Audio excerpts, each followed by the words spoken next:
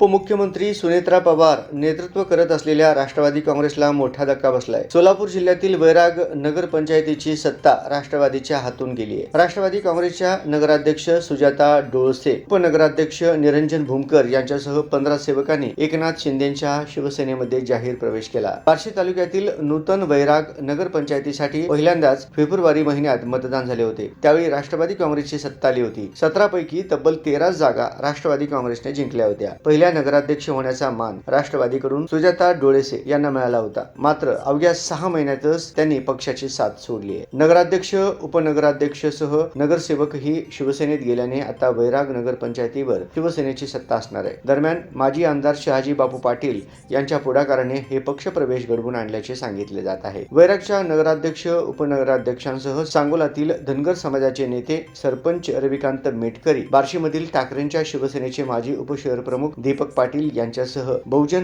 हक्क अभियानाच्या असंख्य पदाधिकाऱ्यांसह सोलापूर जिल्ह्यातील विविध पक्षातील पदाधिकाऱ्यांनी आणि प्रमुख कार्यकर्त्यांनी शिवसेनेत पक्षप्रवेश केला।